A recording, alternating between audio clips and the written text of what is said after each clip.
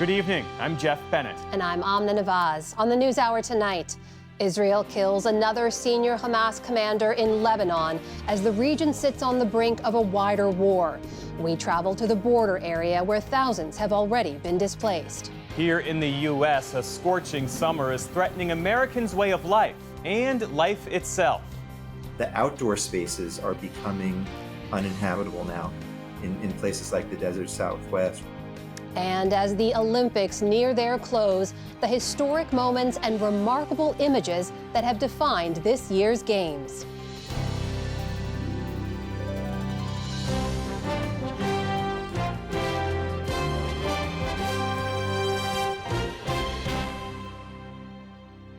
Major funding for the PBS NewsHour has been provided by the ongoing support of these individuals and institutions, and friends of the NewsHour, including Jim and Nancy Bildner and the Robert and Virginia Schiller Foundation, the Judy and Peter Bloom Kovler Foundation, upholding freedom by strengthening democracies at home and abroad. The John S. and James L. Knight Foundation, fostering informed and engaged communities. More at kf.org.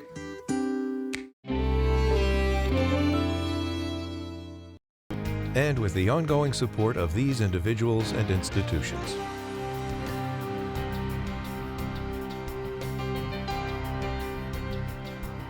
And friends of the NewsHour.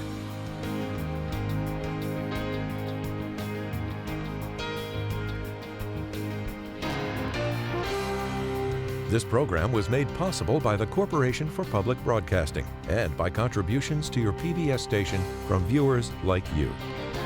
Thank you. Welcome to the NewsHour. Israel continued its assault in southern Gaza today. It struck Khan Yunis, claiming that Hamas fighters still operate there.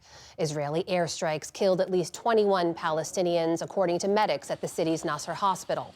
One airstrike killed a Palestine TV journalist, his wife, and 3 daughters. Another strike smashed into tents housing displaced people in Al-Mawasi. That's an area Israel had designated as a humanitarian zone. Israel also confirmed it killed a senior Hamas commander in a drone strike in Lebanon. Meantime, diplomatic efforts intensified to head off an Iranian retaliation against Israel for the killing last week in Tehran of Hamas political leader and negotiator Ismail Haniyeh.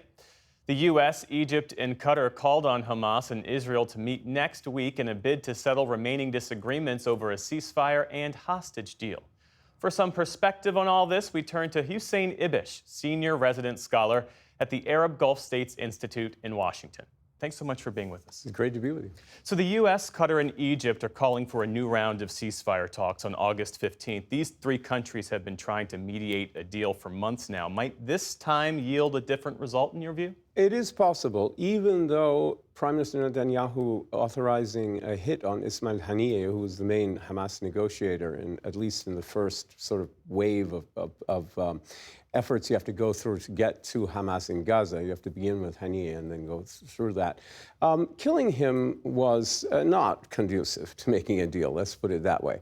However, I do think both sides could stand to gain from a temporary pause in the war. Both sides would enjoy getting their prisoners back. They would look for political benefit from that. And I think as the war is morphing from the original Israeli campaign to kind of destroy everything above ground that's of value into an insurgency versus counterinsurgency that's kind of open-ended, which I think is the war Hamas wanted to begin with when they launched the October 7th attack. As that's been going on, I think both sides could use time to regroup their militaries to prepare for this next round of fighting, which both appear perfectly happy with and both appear to want to go forward with indefinitely. Well, this is the latest attempt by the Biden administration to end the war in Gaza, even as the region braces for an expected Iranian attack on Israel in retaliation for the assassination of the Hamas political leader Haniyeh in Tehran. So what more do you know about how and when Iran might respond? Well, we don't know anything about it. And what's really interesting is that time's a wasting, in the sense that you would have expected something more prompt if it was going to be a direct retaliation. The reason that you haven't seen anything is probably the dilemma that Iran and its ally Hezbollah in Lebanon, which also lost their most senior military chief of staff, Fuad Shukr, in a different Israeli assassination. That's probably more of a significant loss to Hezbollah than Haniyeh is to Iran, because Haniyeh was just kind of a figurehead, and the Iranian-Hamas alliance is a bit shaky. But both sides are going to need to retaliate, because Iran was really humiliated by the way in which Israel exposed its penetration of Iranian intelligence by hitting Haniyeh in a safe house in Tehran. The reason both of them have held back in all likelihood is that they're dealing with the dilemma of wanting to be seen to strike back and restore deterrence and show their continued strength without giving Israel either the reason for or an excuse for, it could be either, right, depending on which Israelis you're talking about, to escalate even further, because it is still true that neither Iran nor Hezbollah wants a regional war with Israel. It isn't in their interests at all. They've got caught up because of their own bad policies and their own mistakes in a series of tit-for-tat strikes with Israel, where Israel now has the advantage of kind of escalation dominance, you could say. You know, they're the ones who are always pushing things forward. And it's a difficult thing for Iran and Hezbollah to hit back without giving Israel another opportunity, excuse, or need, depending on how you analyze it, to take the whole thing further towards a regional war that they don't want. So are you suggesting that Iran and its proxies are coordinating their response? Without a doubt, they're coordinating. And Hezbollah leader Nasrallah said in his last speech, we will either act together or separately. They're buying time. And they're buying time because they're in a bind, because they don't want a bigger war, but they have to do something. And there have been many Israeli assassinations in Syria, in Iraq, and in Iran that went unanswered. These could be other examples of that. But I don't think so. I think both Hezbollah especially, but also Iran, will feel the need to do something. But they really don't want to give Israel another opportunity to escalate even further, because they fear a broader regional war. And a minority in Israel's cabinet does want a war for various reasons. They think they can restore the credibility of the Israeli security state, and they think they can maybe deliver a strategic blow to Iran and its alliance, where so far in the post-October 7 environment, Israel has suffered strategic setbacks. Iran doesn't care about Gaza or Hamas particularly, but they do care about Hezbollah, who is supposed to protect Iran from an American or Israeli strike, especially on Iran's nuclear facilities. That's their role. So Iran doesn't want to waste that trump card on a place, Gaza, they don't care about, and an unreliable ally in Hamas. Hussein Ibish, thanks so much for walking us through all this. We appreciate it. You're very welcome. Thank you so much. The conflict between Israel and Hezbollah began the day after the Hamas October attacks last year, with the militants striking Israel's north with rockets and artillery. We have reported on the toll on northern Israel and lives lost and lives disrupted by evacuations and displacement due to the violent clashes. Now, special correspondent Simona Foltine takes us to the Lebanese side of the border. A race against time as fighting in flames engulf southern Lebanon. We are with the Lebanese civil defense in Khiam, one of the hotspots of a widening war between Hezbollah and Israel. Since fighting began in October, there's been a sharp increase in fires here. During all of last year, this team responded to a total of 55 fires. Now it's more than 20 per month. The vast majority have been caused by Israeli bombardment, and as Salim Zaroush and his colleagues deploy, there is no guarantee that the shelling has stopped. We are afraid because we are going to a dangerous area, an area under bombardment. Of course there's fear. Maybe we'll come back, maybe we won't. They have to work fast and get out of what is an active war zone. We are about 2 miles from the closest Israeli position, well within reach of Israeli tanks. The plains around Khiam have been pounded with Israeli strikes every single day, and the civil defense is the first one to respond on site, but they have very little equipment to contain the fires. No protective clothing to shield them from flames, no bulletproof vests to dampen the impact of incoming fire. The Civil Defense is Lebanon's public emergency service, but their chief admits resources are scarce. Lebanon's state collapsed long before this conflict flared. Of course, we need a lot of things. Our cars break down a lot. They're more than 20 years old. We lack personal protective gear like body armor, vests, and helmets. We are working with our bare flesh. The broken windshield, a reminder that first responders have not been spared. The IDF has killed more than 20 paramedics since the conflict began, according to a UN tally. Despite the risk, they persevere. We have to answer the call and protect the people's livelihoods. The people trust us. They are expecting us to respond. Salim has a wife and 2 small children. Our mission has become more important than our family. Our families have stayed, and they endure the pressure alongside us. They spot another fire further uphill. We drive towards it, passing residential buildings damaged in recent fighting. Most of Khiam's residents have fled, leaving their homes, their beloved olive groves and pomegranate trees at the mercy of the bombs. The few civilians left are Syrian refugees who have nowhere to go. Once again trapped by conflict, all they can do is help the understaffed civil defense. We have become few. The volunteers who used to help us have left with their families, so we are forced to deploy in small numbers. Soon after we leave, the shelling of Khiam resumes. Along with allied Palestinian and Lebanese armed groups, Hezbollah uses these areas as a launching pad for attacks on Israel. But Israeli strikes on Lebanon are far more numerous, and in addition to taking out fighters, they've killed dozens of civilians and destroyed civilian infrastructure. That day, this pharmacy was hit. Hussein Idris fled Khiam months ago when an airstrike leveled a nearby house. The shockwave ripped through his apartment. Yeah, so this is your balcony. All the glass broke. I quickly packed my stuff, got into the car, and drove off to Beirut. He has since rented this apartment in a neighboring village. In my opinion, Israel targets the civilian infrastructure so that people vacate these areas. Of course, a pharmacy isn't a military post. The same way Israel has empty areas, they want us to have empty areas. The same way they've been displaced, they want us to be displaced.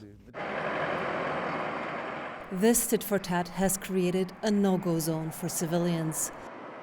The only safe way to get there is with UN peacekeepers, known here as UNIFIL. We are headed for the UN Blue Line separating Lebanon and Israel. As we approach, the gunner ducks inside and closes the lid. From now on, we're not allowed to leave the armored vehicles. We are not the target, but maybe one attack could fall close to the patrol. Lieutenant Colonel José Irizarry is part of a Spanish battalion.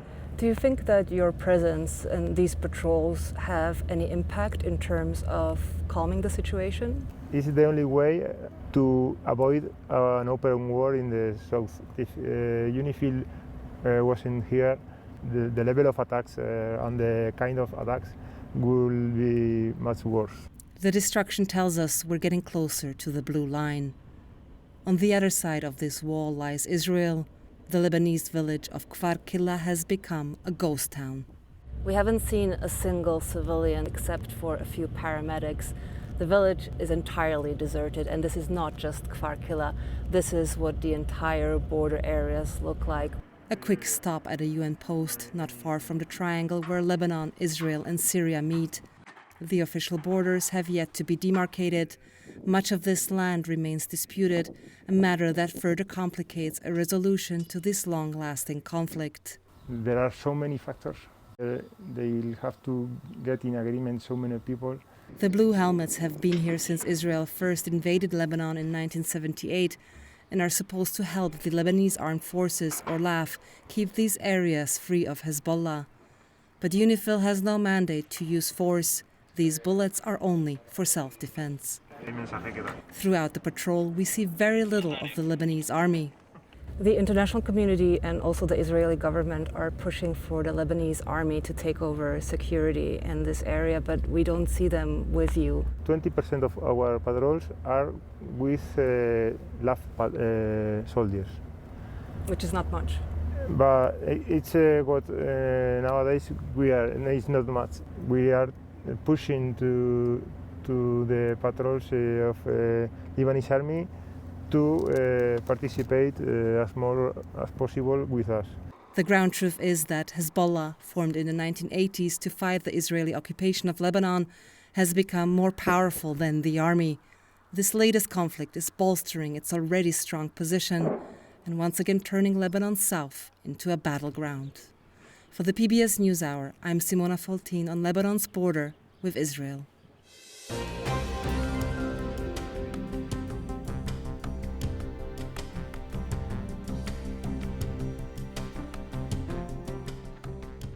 Severe weather starts our day's other headlines. The East Coast is experiencing heavy rains and flooding as the last remnants of the post-tropical cyclone Debbie move north. Flash flooding warnings stretch from the Carolinas up through Maine, with Pennsylvania and New York potentially hardest hit. Tornadoes also remain a threat. In Vermont, still reeling from flooding earlier this summer, officials today updated the state of emergency to include the impact from Debbie. There will be damage.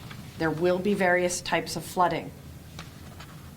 It will be a challenging next 18 hours, but we will get through it.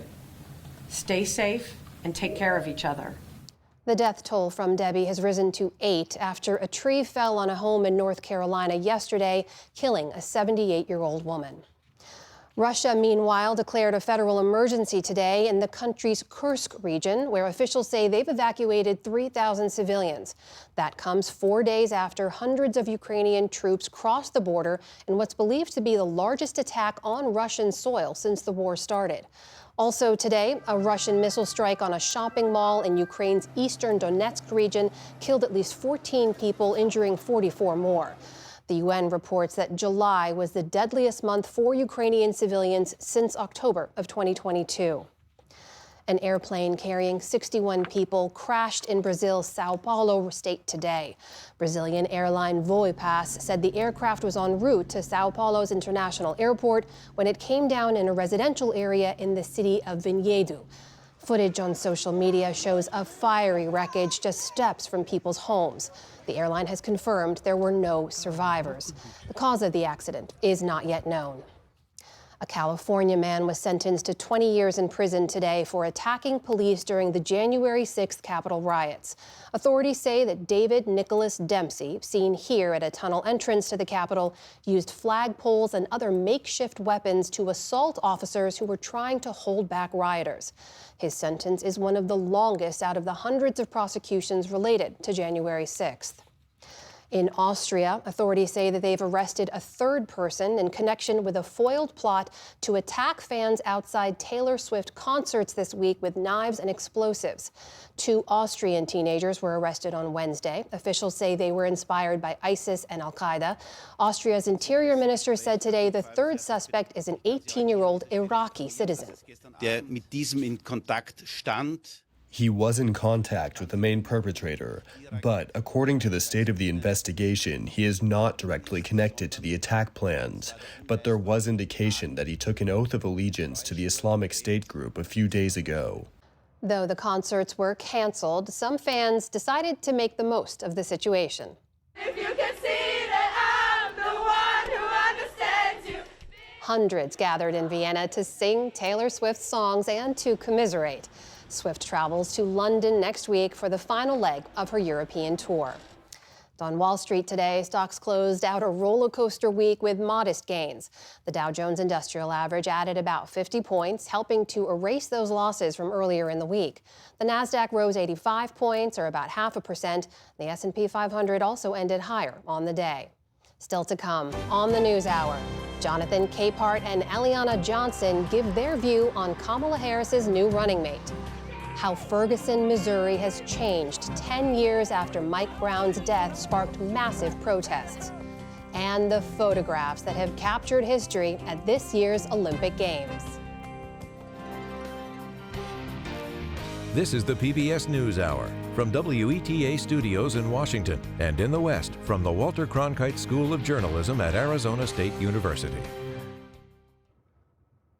It has been a deadly summer. Extreme heat from across the country has killed dozens of people. The Biden administration recently announced new rules to protect workers and communities from extreme weather, but it may not come soon enough. In Maricopa County, Arizona, which includes Phoenix, there have been nearly 450 suspected heat-related deaths this summer. Stephanie Sy has this report from the Valley of the Sun. Summer steamrolled into Phoenix fast and furious. NOAA concluding it's been one of the hottest summers on record. And heat has been suspected in hundreds of deaths, including that of a 10-year-old boy on a hike. 97.3. The outdoors can be dangerous at this time of year.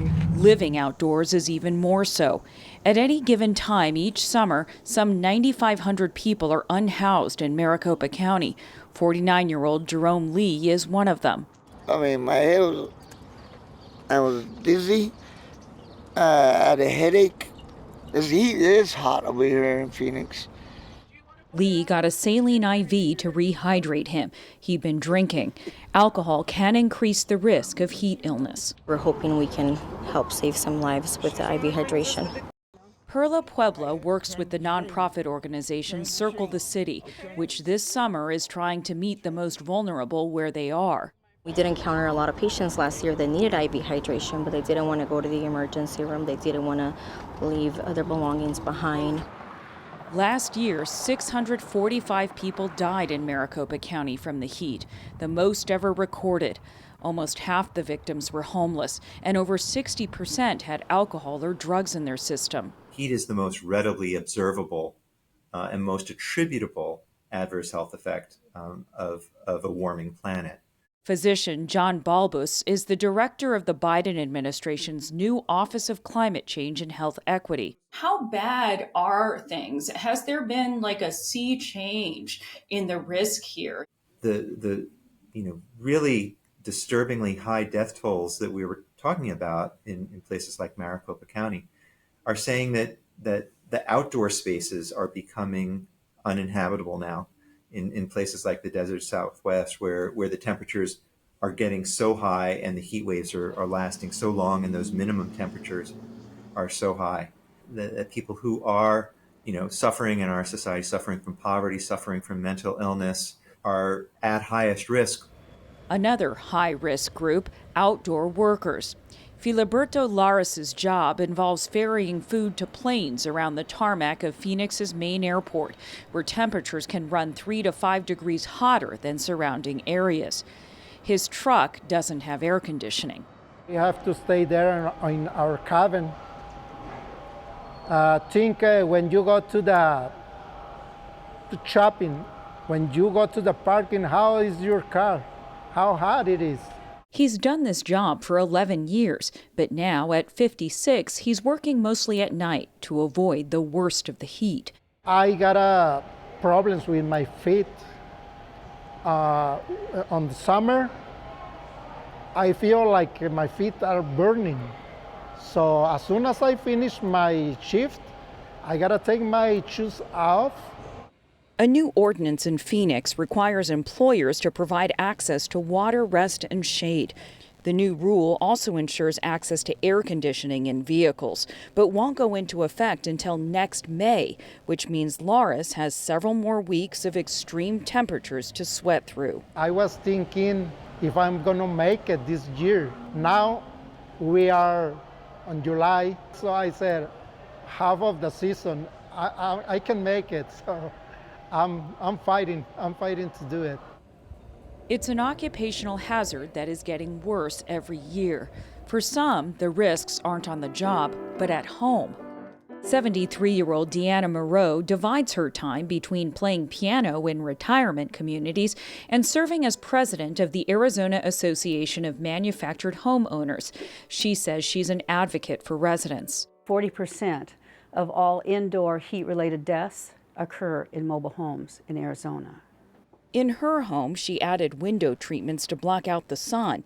Outside, she's installed awnings and planted large bushes for shade. I said from the minute we moved to Arizona, if people took the measures to keep keep your house warm and keep the cold out, like they do in Michigan, all right, they don't seem to do that here in Arizona. And older mobile homes are heat magnets because they're not as well insulated, she says. They don't have the dual pane windows. They're not necessarily designed to keep the heat out as well as a site-built home. Just down the road, Trinell and Brian Mays' mobile home was built in 1973. Our last electricity bill was over $350 for this small trailer. Like when it's this hot, I've got it set at 78 and it's running 82, 83, sometimes all the way up to 85 in here, which isn't the end of the world, but when you've got, your air conditioner's running that long, it's going to hurt at the end of the month. Trying to stay safe from heat while conserving their limited finances is a challenge. We don't go out to eat. I try to buy everything on sale. We don't buy a lot of extra stuff. We don't treat ourselves. And to make matters worse, Trinell is on disability, and Brian was unable to work until recently because of a kidney transplant. Their pre-existing conditions raise their risk for heat-related health problems. I have type 1 diabetes, and if I get to a point where I start getting nauseated, I know that it's gone too far and I'm going to be dehydrated. And then once I start throwing up, I have to go right to the hospital. But making places like Phoenix safer outdoors and indoors in a warming climate is possible, says Dr. John Balbus. There's a difference between saying the temperature is increasing and saying, that, there's nothing we can do to help people, and that the deaths we're seeing, are all because of climate change. It's that balance of the warming of the planet and our effectiveness of our measures to protect people. In an already deadly summer, that protection can't come soon enough. For the PBS NewsHour, I'm Stephanie Tsai in Phoenix.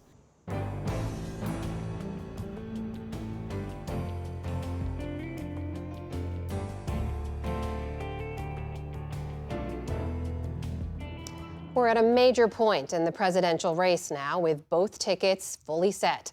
On that, we turn to the analysis of Capehart and Johnson. That is Jonathan Capehart, associate editor for The Washington Post, and Eliana Johnson, editor-in-chief of the Washington Free Beacon. David Brooks is away. Good to see you both. Hi, Amna. Hi, Amna. So we now just had our first full week with both tickets fully set. Harris and Walz have been on the battleground blitz. They've been taking this message to voters. Take a listen. We believe in our country. We believe in each other. We believe in the collective. We're not falling for these folks who are trying to divide us, trying to separate us. As you know, Senator Vance has also been on that battleground blitz, largely alone, but Mr. Trump held his first press conference at Mar-a-Lago, his first, rather, since the full Democratic ticket was set. Take a listen. I'm leading by a lot, and because I'm letting their convention go through. She's not smart enough to do a news conference. Jonathan, though, from the Walz rollout to strong fundraising numbers, it's been a good week for the Democrats. Can this sustain for the next several weeks? It's been a great week for the Democrats after the last 3 months that they put themselves through with all the, yelling and screaming at each other and pushing the president off the ticket. But enthusiasm's up. The fundraising's up, the spirit among Democrats is up, and yet all things that are up must come down. And the thing that rank and file Democrats have to prepare themselves for the bad press that's about to come, the attack that might land, the punch that might land. But the thing that Democrats also have to keep in mind is that Vice President Harris is fully aware of that she's been saying to her team, right now, this might be a sugar high. We have to keep our focus on November. And so knowing that the vice president is thinking in that way gives me confidence that when the momentum starts to slag or when they get punched really hard with an effective attack, that they will be ready to parry it. I'm sorry, I just lost my train of thought. There was another really good thing I was about to say. It'll come back to you. Let me know when it does. But respond to that if you can, Eliana. I mean, this idea that Trump and Vance are still sort of adjusting a bit to this ticket. Is it clear to you what the strategy is to go after The Harris-Walz ticket, and also why haven't we seen Mr. Trump out on the trail more? You know, all of us here are following this race really closely right now, but the campaign doesn't really begin in earnest until after Labor Day. The challenge for Trump and Vance right now is dominating a national news cycle, which, given all the news around the Democrats, the Harris campaign has been dominating those news cycles. So in terms of the rallies, I can understand why he's not doing a ton of them right now. They're big events. They're very expensive. His time is probably actually better spent doing these press conferences like you saw him do yesterday, where he had the entire attention of the national media for an hour. And his point there was to draw a contrast with Vice President Harris to say, I'm doing press conferences. I'm taking questions from the press. She's not. What about that press conference? Please, Jonathan, go ahead. I mean, talk about contrast. Fine, Donald Trump has done rallies, but he's all upset because he's done rallies in the same spaces where Vice President Harris has done rallies and hasn't gotten the same size crowd, which is why when he was asked about crowd size, he went off the deeper end of the deep end. Look, just because you stand before the press doesn't mean that what you're saying is doing you any good.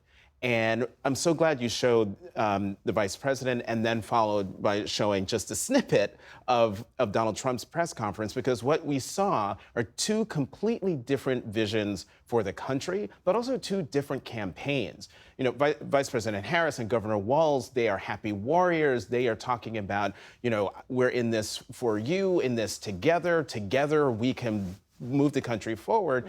And Donald Trump is still stirring the grievances of the last 4 years, last 8 years, if you want to go all the way back to his start of his campaign. A very heavy, dark vision for the country that I don't think is going to sit well once we really do get into the campaign in the fall. Eliana, what do you make of that? Also, this idea that while we've seen Mr. Trump continue with personal attacks and kind of veering way off message, we've also seen from Senator Vance focusing now on Tim Walz's military career. This is a new line of attack we've seen open up from Republicans.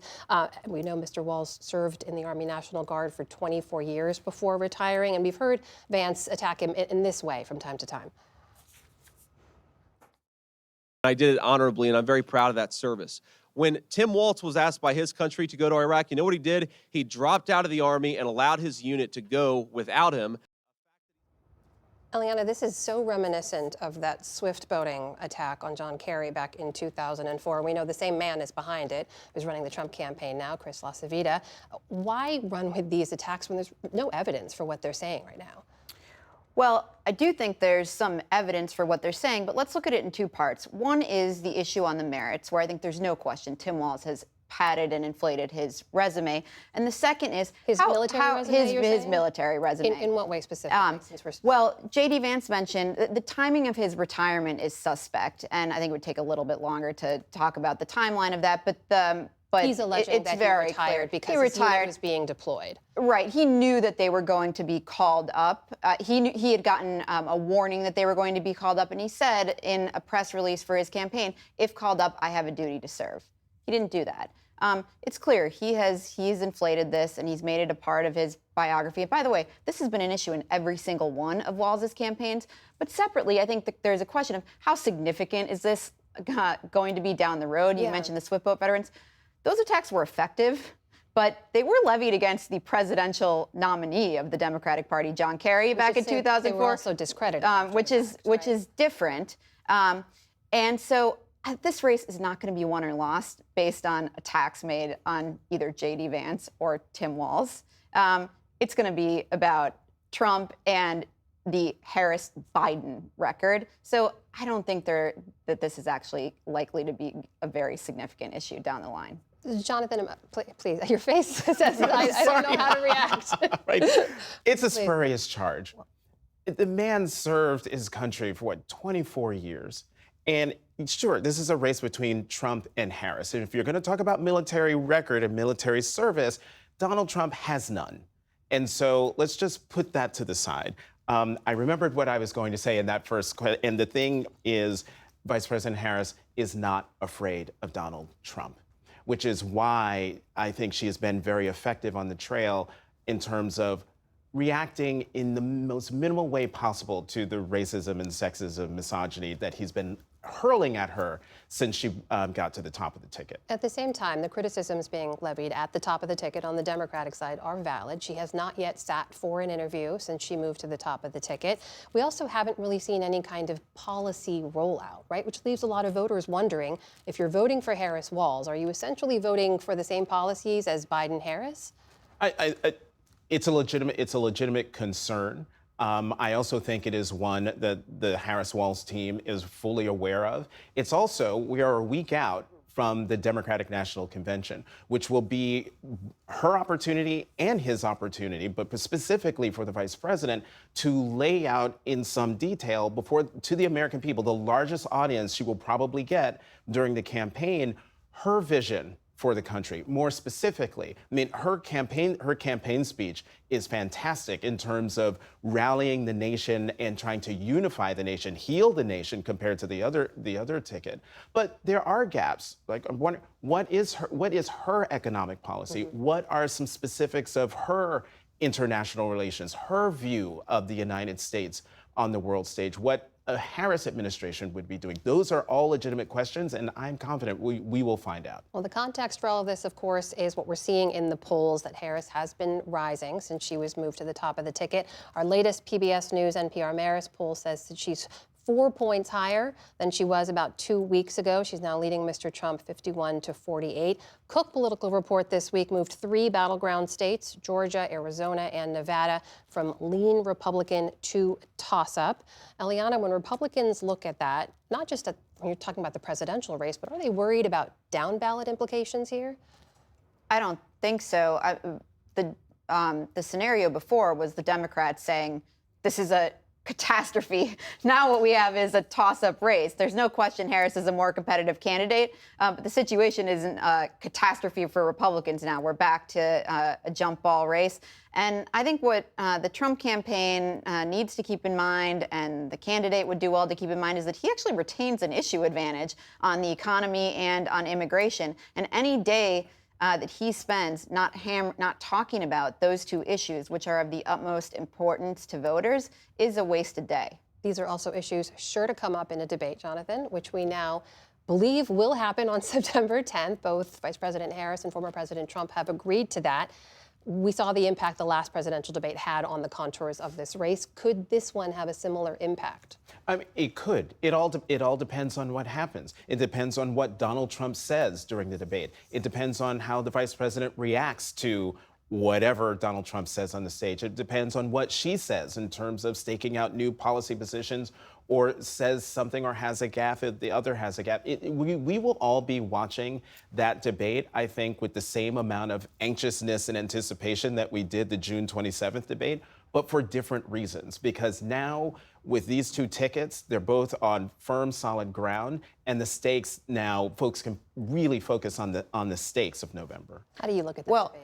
The last debate was hugely important for Joe Biden. He had to show that he could perform, and he didn't. This debate is really important for Donald Trump because he needs to force Kamala Harris out of the controlled settings that she's engineered for herself. She said she'd sit for a debate this month at some point. Well, there are 3 weeks to go in this month. He has got to get her talking extemporaneously. That has never gone very well for her. And he's got to force her to answer for why she's turned 180 degrees on issues from fracking to Medicare for all. And those are things that I don't have a lot of faith in the media to press. I don't have a lot of faith in her sitting for interviews. He's got to take matters into his own hands on a debate stage. 1 month to go before we believe that debate will happen, and we will see. Eliana Johnson, Jonathan Capehart, thank you so much. Great to see you both. You too, Amna.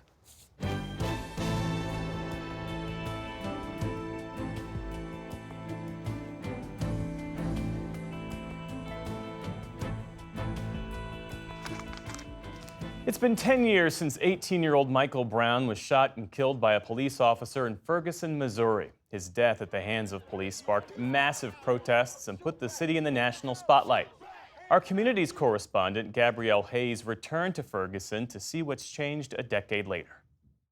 I was in my grandmother's room and we saw it on the local news, and I saw the tragedy of just the police brutality going on. I saw the protesters outside. I saw the rioters, and I remember asking myself the question, what could I do at such an early age to make sure that we can rectify those injustices. Hello, everybody. My name is Precious Berry. I lived in Ferguson my whole life. My name is Michael Hollis, and I've lived in Ferguson over 20 years. Yeah, I just remember us kind of being angry, kind of talking about it. We were young, man. We had no mature thoughts about it, I think. It just sucked.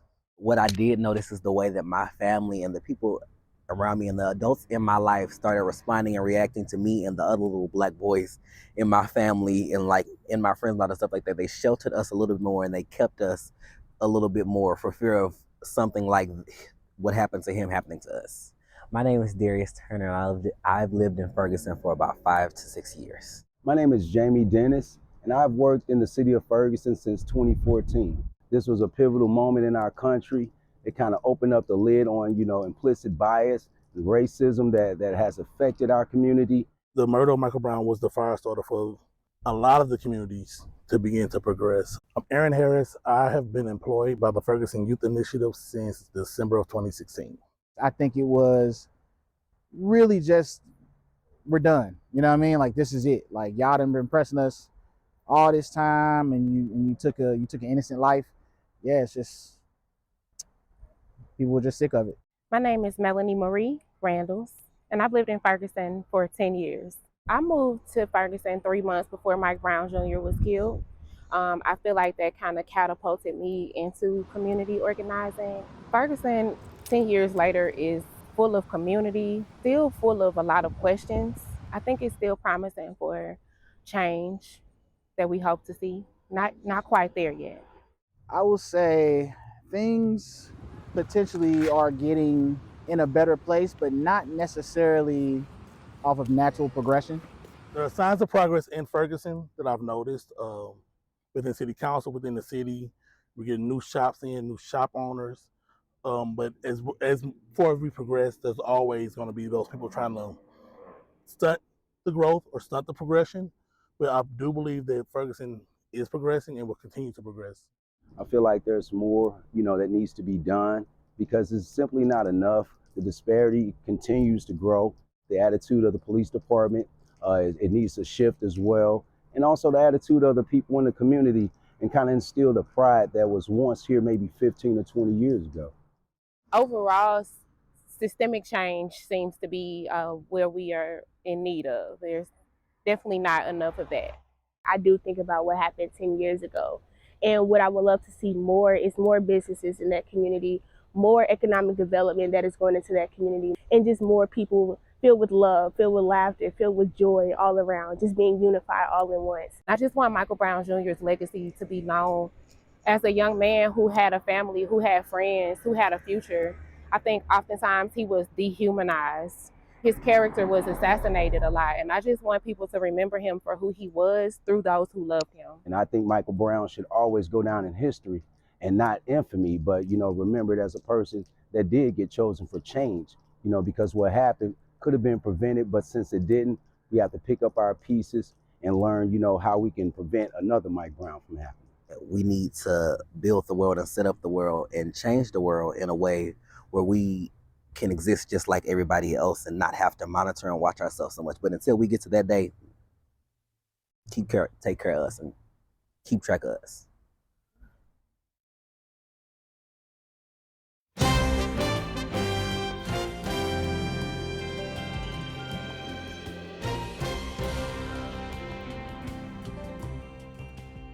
The Paris Olympics will come to a close on Sunday, and Team USA is eyeing a strong finish to these already golden games. Earlier tonight, and there are some spoilers here, rain poured down at the Stade de France, but a slick track didn't slow down Sha'Carri Richardson, who anchored the U.S. women in the 4x100-meter relay and earned her first gold. Later, Rai Benjamin leapt to gold in the 400-meter hurdles, making it an American sweep after Sydney McLaughlin-Levroni's win in the same event yesterday.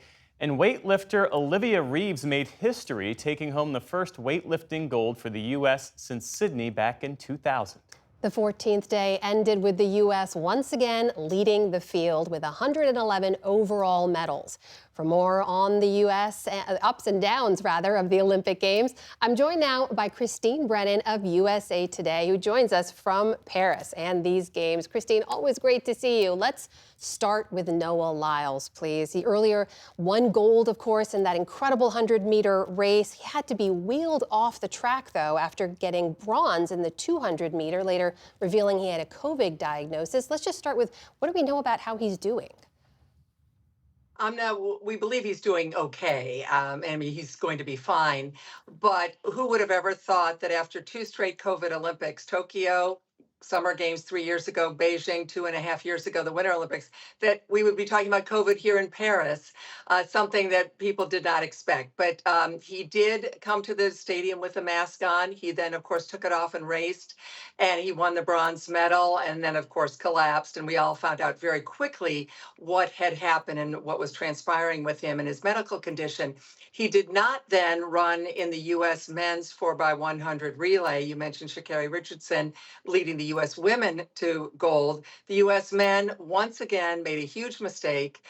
This seems to be a problem with the United States. The best sprinters in the world, the best men's sprinters in the world, and the U.S. has not won a medal in the 4x100 relay since the 2004 Athens Games. So 20 years now of mistakes, dropping the baton, not passing it within the time frame that they have to, just a comedy of errors. So without Noah Lyles, the U.S. men failed to win a medal in that relay, and Noah Lyles' Olympics is finished in obviously a very strange situation with the gold in the 100, as you said, but with that COVID diagnosis and certainly not performing as he had hoped in the 200. Well, big hopes, meanwhile, for the U.S. women's basketball team, which beat Australia in the semifinals, will now play France in a gold medal game. What are their chances of winning an 8th straight gold medal?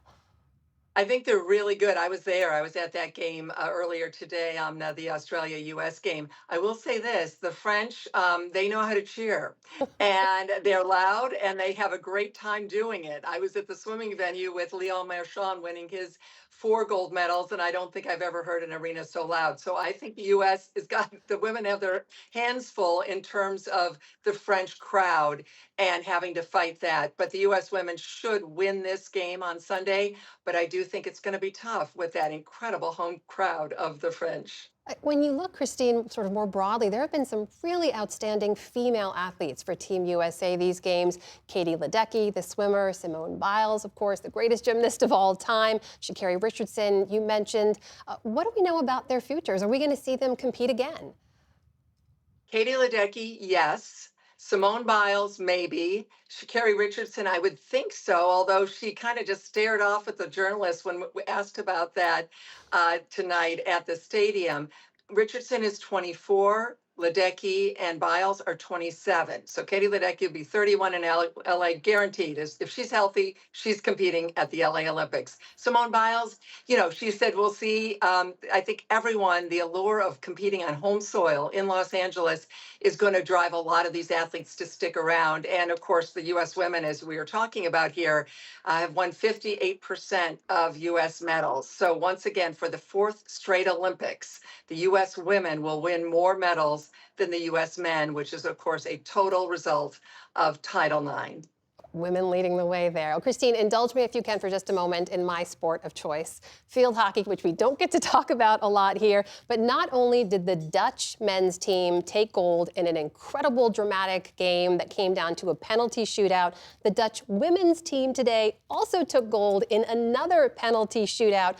I just want to ask, you must be seeing a sea of orange-clad supporters cheering for them. Is that what you're seeing in Paris? Along the Champs-Élysées, I've seen a lot of orange, and I was wondering why until I realized what the Dutch were doing. You know, they're great. I mean, they celebrate, obviously, as any nation does, a smaller nation, right? And field hockey is a sport I played in high school as well. Different sport now, but absolutely, for a nation to do that and win both, that's extraordinary. And when those countries, as you know, U.S. wins a lot of medals, China wins a lot of medals. But for some of these nations, there's 1 or 2, 3 golds is their entire Olympics, which makes it all the more fun. And I'll bet you if I opened my window, I'd hear them screaming out there right now in Paris in the late evening after midnight. Christine, in the minute or so we have left, are there any big surprises, things that have stood out to you from these games? I think, beach volleyball, which I think most Americans associate with the women's team, especially, is winning the gold. Both of our U.S. teams did not make it to the medals. And so that surprised me. I was there watching that, especially a sport that is now an NCAA sport. And then Americans have come to realize and know that the U.S. women are terrific in it. So shut out there. I think that's a surprise. And Simone Biles, as great as she was with all of her wonderful performances, not being able to medal, falling off the balance beam, and then not winning the gold in the floor exercise. Again, a terrific Olympics for Simone Biles, but a little bit of disappointment on that final day. Christine Brennan of USA Today joining us once again from Paris covering these Olympic Games. Christine, always great to speak with you. Thank you so much. My pleasure. Thank you. Well, the last 2 weeks of Olympic competition have brought us record-breaking athleticism on a global stage like no other. Now we take a look back at the iconic images that defined this year's Olympic Games and talk to the photographers at Getty Images about what it was like to capture them. I'm Naomi Baker, a photographer at Getty Images, and I'm covering the gymnastics here in Paris. They're such incredible athletes and the power that they have. I mean, you take Simone, for example, like the height she gets, it's just unbelievable. So what you can show in your photos from what they do is just an amazing opportunity to have. I'm Charles McQuillan, photographer based in Ireland, here in France, working at the Paris Olympics. It's actually the first time I've ever shot the Olympics. So in some respects, I was going into it with fresh eyes, which is quite a good thing sometimes. My name's Adam Pretty. I'm a sports photographer with Getty Images, and I'm currently at my 12th Olympic Games. The reason I was so attracted to filming underwater or aquatic sports was just the beauty of light mixed with water and the unpredictability. You can shoot swimming for 20 years, and I have done, and you still don't know exactly which way the water's going to fall, what's going to happen. And it's that unexpected element which I think is what makes like a beautiful sports picture. My name is Michael Hyman. I'm the Vice President of Global Sport for Getty Images. So the Summer Olympics are by far the biggest sporting event that we cover in the 4-year cycle. We cover every single day of competition, but it's over 10,000 athletes. You have 35 venues. We'll shoot over 5 million images during these games. It's important because everyone has a camera nowadays in their pocket, right? I think what's important for us as photojournalists is to capture those moments in a way that other people can, to really show the power of sport, through a still image. There is so many athletes, and in gymnastics, anything can happen. For me, Simone is like the first big athlete I photographed.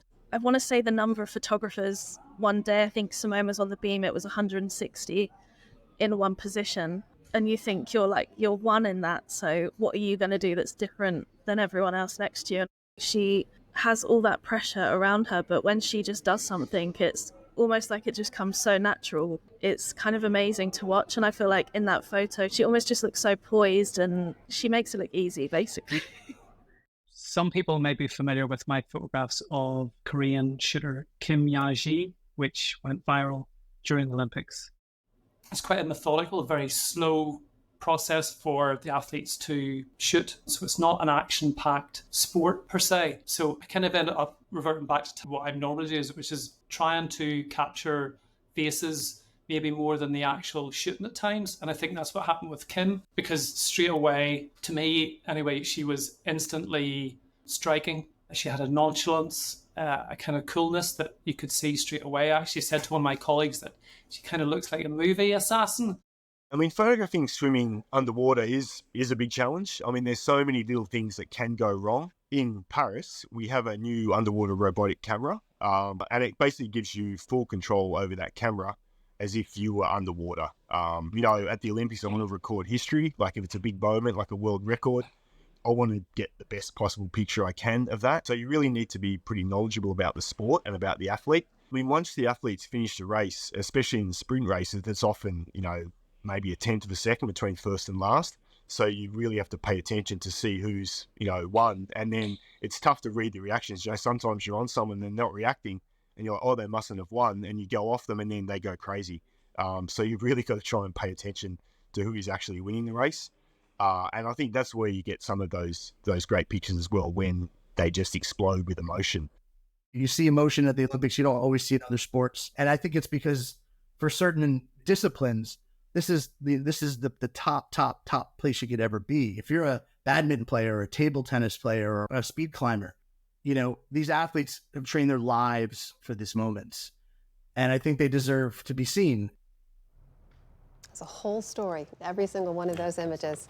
Well, be sure to tune in to Washington Week with The Atlantic tonight with the Democratic and Republican presidential tickets set. Jeffrey Goldberg and his panel look at the state of play in the 2024 matchup. And watch PBS News Weekend tomorrow for a look at an intervention program that's helping young people quit smoking e-cigarettes. And that is the NewsHour for tonight. I'm Jeff Bennett. And I'm Amna Nawaz. On behalf of the entire NewsHour team, thank you for joining us and have a great weekend. Major funding for the PBS NewsHour has been provided by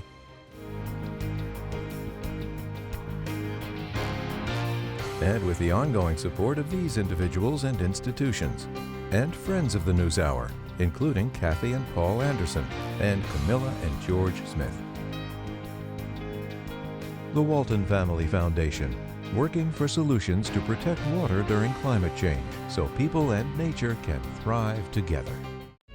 The William and Flora Hewlett Foundation, for more than 50 years advancing ideas and supporting institutions to promote a better world at hewlett.org.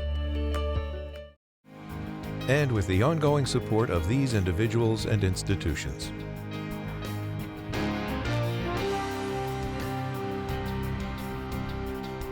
And friends of the NewsHour.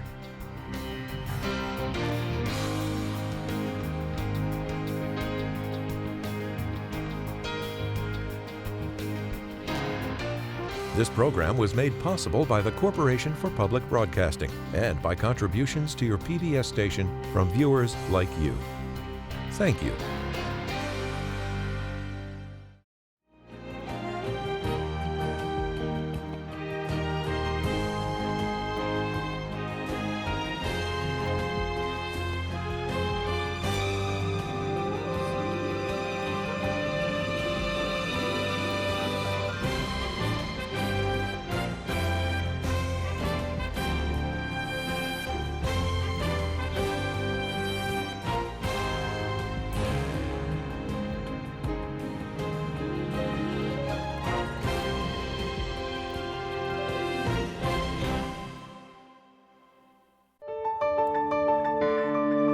You're watching PBS.